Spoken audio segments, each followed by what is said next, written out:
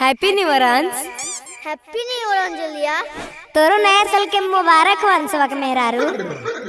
ठीक है को तोरो नया साल के मुबारकबाद जी। ठीक है, नया साल कैसन कट रहा? हमार ठीक ठाक कट रहा लो, तू अपन सुनाओ। हमरो ठीक है कट रहा।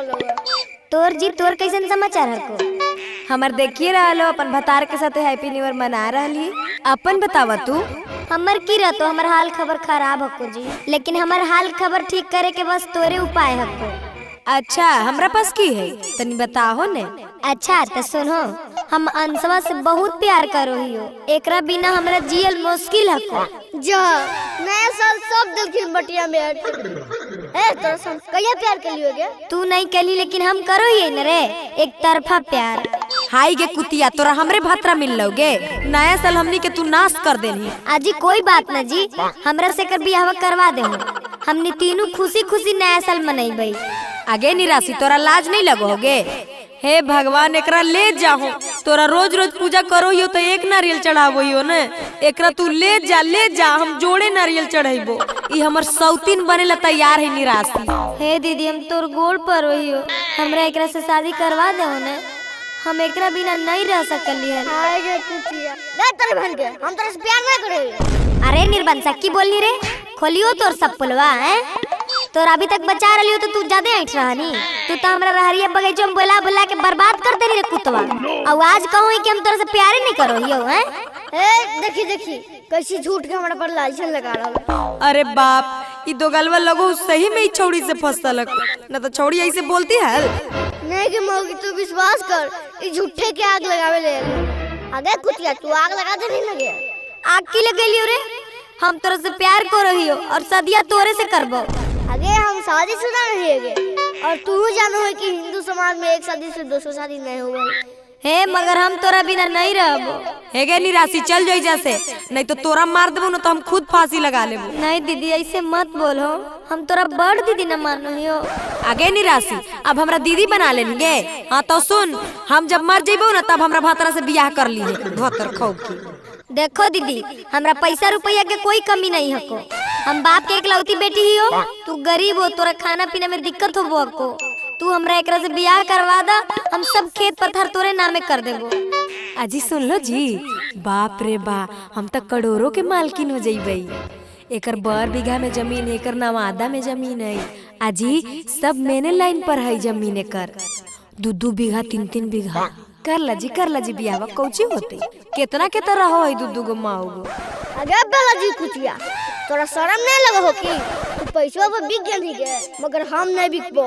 हम एकरा कहियो ना चाह होलियो, हम एकरा से कहियो बियाह नहीं करब। अजी नहीं करबे एकरा से बियाह न त हम अगिया लगा के मर जइबो।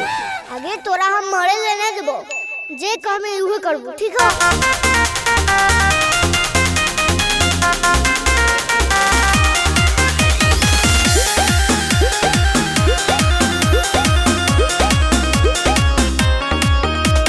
छौरी से कराते मौगी हमर तू बियाह गे, नया साल में तू कहीं हमारा तबाह गे। अरे ये कुछ बोलो हो ई छौरी से कराते मौगी हमर तू बियाह गे, नया साल में तू कहीं जिंदगी तबाह गे।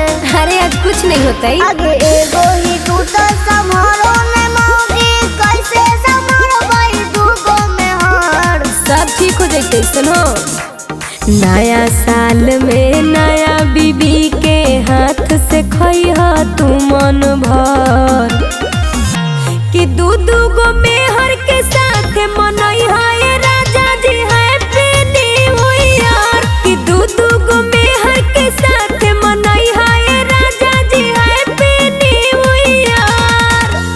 देख ला कोई तो चाहो है कि 2 गो मेहरारू के हाथ से खाना खाइए। हम तोर औरत हो के बियाह करा रहली हो तोर लभरवा से, त तोरा बुरा लग रहा हो।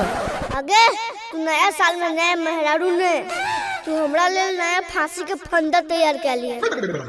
अरे निर्बंसा जब गर्लफ्रेंड हलियो तो तोरा बड़ा अच्छा लगो हलियो, अब तोरा फांसी के फंदा नजर आ रहा है।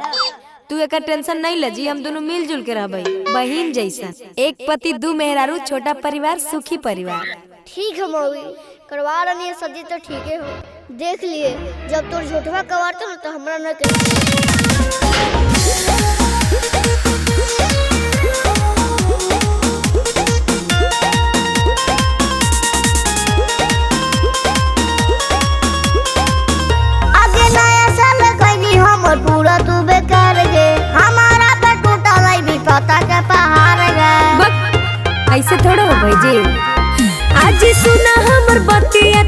हो हमारा राजा, नया साल में तू होली हो दुनों से मजा।